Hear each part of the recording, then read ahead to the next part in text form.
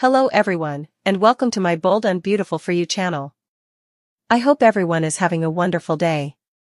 Before we begin, please hit the subscribe button and give this video a thumbs up. The storm that had battered Los Angeles through the night had finally broken, leaving in its wake a city washed clean and glittering under a harsh, unforgiving morning sun. The air at the Forrester Creations estate, however, was anything but clean.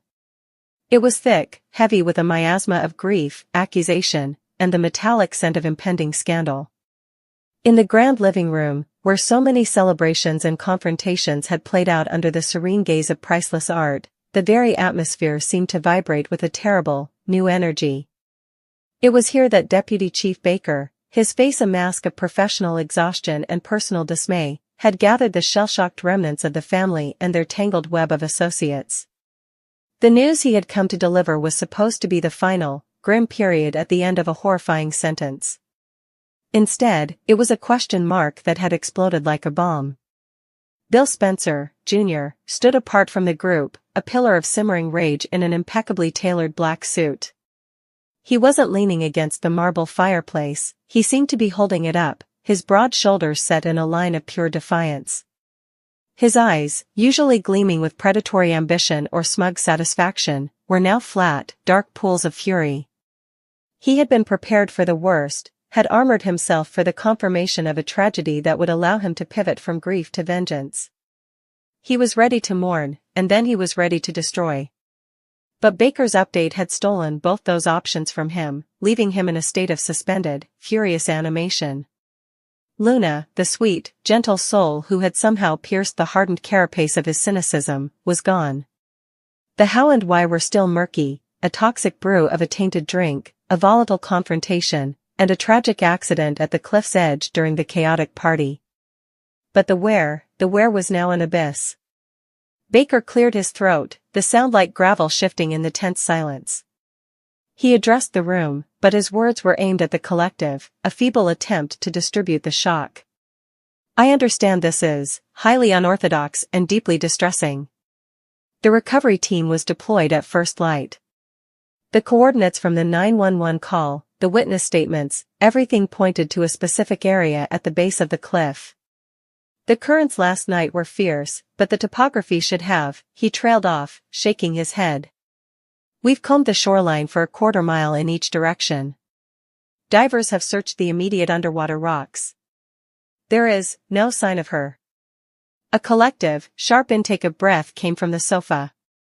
Brooke Logan Forrester pressed a trembling hand to her mouth, her eyes swimming with fresh tears. Ridge Forrester stood behind her, his hand on her shoulder, his own face a granite sculpture of stress and confusion. Hope, pale and wraith-like, seemed to shrink further into herself, the guilt over the party, over the drink, over everything, threatening to consume her entirely. Steffi, ever the pragmatist even in crisis, had her arms crossed, her brow furrowed not just in sorrow, but in dawning suspicion. Thomas was a silent sentinel in the corner, his gaze flicking between his father and Bill, analyzing the power dynamics at play. And Lee Finnegan, Luna's mother, was a portrait of shattered devastation, her quiet sobs the only sound that punctuated Baker's statement.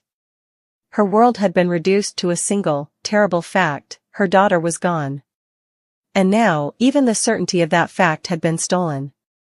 It was this sound, Lee's heartbroken whimper, that finally snapped the last of Bill's control. He pushed himself off the mantel, the movement slow, deliberate, and terrifyingly controlled. Every eye in the room followed him as he took 3 measured steps toward Baker. He didn't shout. Not yet. His voice was a low, dangerous growl, the kind that vibrates in the chest before the strike. Baker, Bill said, the single word dripping with venom. Run that by me again. Slowly. Use small words. My comprehension seems to be failing me. Baker met his gaze, though it cost him visible effort. Bill, I know this is difficult. Difficult? Bill interrupted, a humorless, sharp bark of a laugh escaping him. A broken pencil is difficult, Baker. A traffic jam on the 405 is difficult. This is a cosmic joke. You drag your people out there at the crack of dawn, you have the location, you have the mission, and you come back to me, to her mother, he gestured violently toward Lee, who flinched, with your hats in your hands and a story about a missing body? No. I don't accept that. Bodies don't just get up and walk away. They don't vanish into thin air. They are corporeal. They have mass and weight. They stay where they fall. So, I'm going to ask you this one time, and you had better have an answer that doesn't make me question the entire competence of the LAPD. Where is her body? The room held its breath. Baker's jaw tightened. He was used to dealing with hysterical grief, with angry denial. But Bill's rage was different. It was cold, analytical, and backed by a fortune and influence that could make his life, and his career, very complicated. The Pacific Ocean is a powerful force, Baker stated, trying to reclaim a shred of authority. The storm last night created unpredictable riptides, undertows. It's possible, it's likely the body was pulled out to sea. It could wash up further down the coast in a day, a week, or it might not. It happens. It happens? Bill took another step forward, now well inside Baker's personal space. He was taller, broader, and radiating a menace that made the deputy chief subtly shift his weight. Don't you dare stand there and tell me it happens. Not about Luna. Not in my world.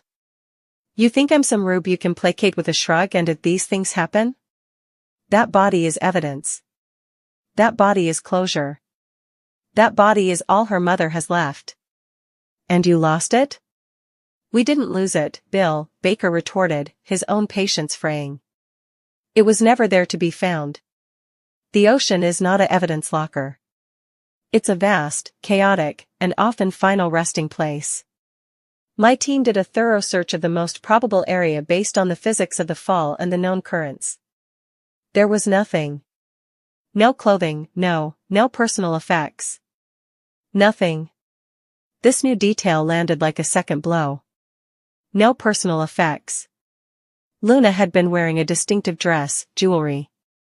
Something, anything, should have remained. Hope let out a small, choked cry. Nothing? But, her bracelet, she never took it off. Bill's eyes narrowed into slits. The absence of a body was one thing. The absence of any trace was another entirely. It shifted the paradigm in his mind from tragic accident to something else, something far more sinister. His financier's brain, trained to see patterns and conspiracies in chaos, began to whir.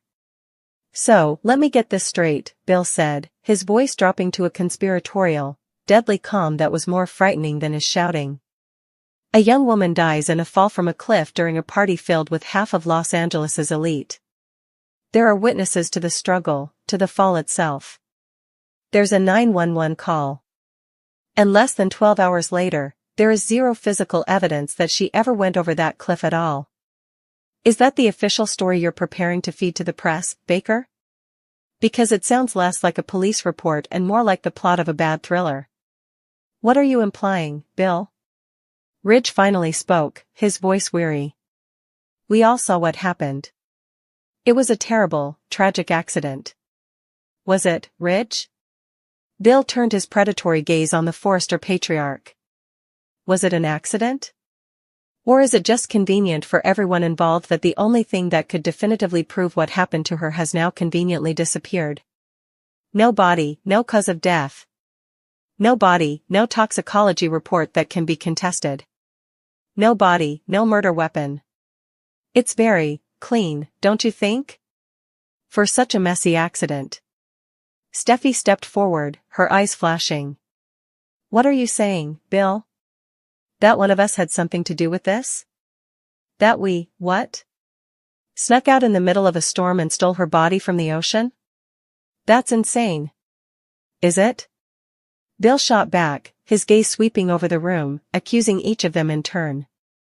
Insanity is a relative term in this family, Steffi. We've seen lies, cover-ups, and schemes that would make a mobster blush. Why is this so far-fetched? Someone here doesn't want the full truth to come out. Someone is terrified of what an autopsy might show. Was it just the drink, Lee? Or was there something else in her system? Something someone doesn't want us to know about. Lee looked up, her face a mask of fresh horror. How dare you? My daughter she's gone. And you're using her memory to spin one of your twisted conspiracy theories. I'm seeking the truth. Bill roared, the control finally shattering. His voice echoed off the high ceilings. A truth that seems to be evaporating before our very eyes. Baker, I want every inch of that coastline searched again. I want sonar. I want drones. I want satellites. I will fund the entire operation myself. I don't care if it costs $10 million. You will find her. Bill, I can't let you, Baker began. You can't let me? Bill laughed, a raw, ugly sound. You don't let me do anything. You work for the city. I own the city. Your mayor plays golf at my club. Your police foundation's biggest donor is Spencer Publications. So, you will take my resources, and you will use them, and you will find Luna's body, or I will personally make it my mission to ensure that the public understands how the LAPD misplaces the victims of high society tragedies. Do I make myself perfectly clear? The threat hung in the air, naked and brutal. This was no longer a grieving man, this was Bill Spencer, the titan of industry, unleashing the full force of his will and his wallet. Baker looked defeated. He knew this was a battle he couldn't win.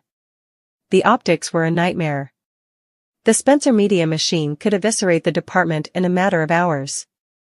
Fine, Baker said through gritted teeth. We'll expand the search. With your assistance. Good, Bill said, the fire in his eyes banked for a moment, but not extinguished. He turned from Baker, dismissing him as if he were a servant. His attention returned to the family, his mind clearly racing a mile a minute. In the meantime, nobody in this room is off the hook. That missing body changes everything. It means the story of what happened to Luna last night isn't over. It means there's someone out there who thinks they're clever. Who thinks they can outsmart me. He walked slowly toward the large picture window that overlooked the manicured grounds, now sparkling with rainwater. His reflection was a ghost superimposed over the serene landscape. They're wrong, Bill murmured, but his voice carried with chilling clarity. A body doesn't just disappear. It's moved. It's hidden. And if it's hidden, that means there's a hider. And I will find them. I will tear apart every lie, every alibi, every single second of that party until I uncover what really happened. I will burn this whole damn city down if that's what it takes to get answers for Luna. He turned back to face them, his expression one of grim determination. This isn't a tragedy anymore. It's an investigation. And I am the only one who seems to be asking the right question. The only question that matters now. He let the silence stretch, letting the weight of his promise, his threat, sink into the very bones of everyone present. Where's her body? The 5 words were no longer a query. They were a declaration of war. In the space of a morning, the narrative had been irrevocably altered. The grief was still there, a raw, open wound, but Bill had poured the acid of suspicion directly into it. Alliances would be tested. Secrets, long buried, would be forced to the surface. The quest for closure had become a hunt for the truth, and Bill Spencer, in his all-consuming rage and love for a girl who saw the good in him, had just appointed himself judge, jury, and executioner. The elegant living room of the Forrester mansion was no longer a place of mourning. It was a war room. And the first battle had just begun over a single, terrible, and unanswered question. A question that would echo through every corner of their lives, through the glossy halls of Forrester Creations and the ruthless offices of Spencer Publications, until it was answered. Where was the body of Luna Nozawa? And the terrifying, unspoken corollary that Bill's eyes promised he was already considering, if her body wasn't at the bottom of the cliff, then was she ever really dead to begin with? The mystery was now a chasm, and they were all poised on its edge, waiting to see who would be the first to fall. The silence that followed Bill's declaration was not peaceful, It was a vacuum, sucking all the air from the room, leaving the occupants gasping not for oxygen, but for understanding. His question, "Where's her body?" hung in the air, not as a question seeking an answer, but as a verdict he had already delivered. The absence of Luna's physical form was no longer a tragic mystery of the sea. In Bill Spencer's scorched earth perspective, it was evidence of a conspiracy, and everyone present was a potential conspirator. Deputy Chief Baker was the first to move, a man desperate to escape the gravitational pull of Bill's fury. "We'll reconvene the search. I'll need to coordinate with your people, Bill," he said, his voice stripped of its official authority, now just a functional, defeated tone. He didn't wait for a reply, merely giving a curt, uncomfortable nod to the room before practically fleeing towards the foyer, the heavy front door closing behind him with a soft, final click that sounded like a gunshot in the profound quiet. The moment the door shut, the spell broke. The room erupted into a chaos of overlapping voices, a cacophony of grief, fear, and defensive anger. "How dare you, Bill?" Ridge's voice boomed, cutting through the noise. He stepped away from Brooke, his designer-suited frame tensed for a fight. "How dare you come into my home and accuse my family of God knows what? A girl is dead. Have you no respect? No decency? Decency?" Bill turned from the window, his eyes blazing. Decency died when Luna went over that cliff, Ridge. Or did it? That's the real question now, isn't it? Because according to the fine officers of the LAPD, there's no proof that she actually did. All we have is your word. And your family's word, frankly, isn't worth the price of the cheap cologne you probably wear. Stop it. Just stop it. Brooke cried out, standing up, her hands clenched into fists at her sides. Tears streamed down her face. "This is hell enough without you turning it into one of your corporate takeovers. Luna is gone. Don't you understand that? She's gone. What does it matter where her body is? Her spirit, her light, it's gone from this world. It matters, Brooke, because the how and the why are written on the body." Bill shot back, his voice relentless. "It matters because if there was foul play, the person responsible is in this room, and I will see them burn for it. It matters because Lee deserves to bury her daughter, not to be left in this purgatory you all seem so eager to accept." All eyes turned to Lee Finnegan. She had been so still, so quiet, a statue of sorrow. But now, a change was coming over her. The raw, helpless grief on her face was being slowly supplanted by something harder, something sharper. Bill's words, as brutal as they were, had struck a chord. The mother's need for closure, for a body to mourn, for a grave to visit, was a primal force. She looked at Bill, really looked at him, and for the first time, she saw not a monster, but an ally, the only one willing to tear the world apart to find what was lost. "He's right," Lee whispered, her voice hoarse but clear. The room fell silent again, shocked by her statement. She stood up, her slender frame trembling but resolute. "He is right. I need to bury my daughter. I need to know what happened to her. This not knowing, it is a torture worse than death." "Pulled out to sea?" She repeated Baker's phrase with devastating scorn. "That is not an answer. That is an excuse for failure." She turned her gaze to Bill. "What do you need from me?" A grim, satisfied look flashed in Bill's eyes. He had his first ally. "I need you to think, Lee, was there anyone at that party who had a grudge against Luna? Anyone she was afraid of? Anyone who had been acting strangely around her?" Before Lee could answer, Steffi interjected, her tone laced with a pragmatic, icy skepticism. "This is ridiculous. We all saw her at the party. She was altered. She was not herself. She was confused, agitated. We all know why." Her eyes flicked pointedly towards Hope. "She drank from the wrong bottle. A bottle that was spiked with something. She had a violent, public confrontation. She ran out into a storm and fell. It's a straight line.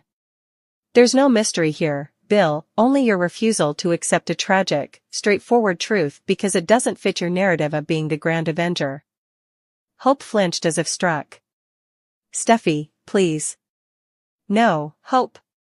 It needs to be said, Steffi continued, her focus now on Bill. You're creating a monster where there isn't one. You're trying to turn a tragic accident into a murder mystery to satisfy your own ego, to play the hero for a girl you barely knew. You're exploiting Lee's grief, and you're terrorizing this family for your own selfish reasons. Thomas, who had been a silent observer in the corner, finally stirred. He moved with a quiet intensity that was often mistaken for detachment. Steffi has a point, Bill, he said, his voice calm, analytical. But so do you. The absence of a body is, statistically anomalous. Even with the currents. The probability of zero trace evidence, no fabric snagged on the rocks, no jewelry, nothing, is low. Very low. He wasn't taking a side, he was simply assessing the data, and his assessment inadvertently lent credence to Bill's suspicions. Thank you, Thomas, Bill said, a note of triumph in his voice. At least one person in this family is capable of rational thought. But, Thomas continued, holding up a hand, that doesn't automatically lead to a conspiracy within this room. There are other variables. Could someone else have been on the cliffs that night? Someone we didn't see? Could someone have found her, and taken her? The new possibility sent a fresh chill through the room. The idea of a stranger, a shadowy figure on the storm-swept cliffs, was in some ways more terrifying than the idea of a killer among them. Taken her for what purpose? Ridge demanded, exasperated. This isn't a crime thriller, Thomas. Isn't it? Bill countered, his mind already racing down this new, dark path. What do we really know about Luna? She was sweet, she was kind. She was also a forester in turn, connected to one of the most powerful families in Los Angeles. She was at a party filled with wealthy, influential people. What if her death wasn't an accident? What if it was a hit? A kidnapping gone wrong? And the body was removed to cover the tracks?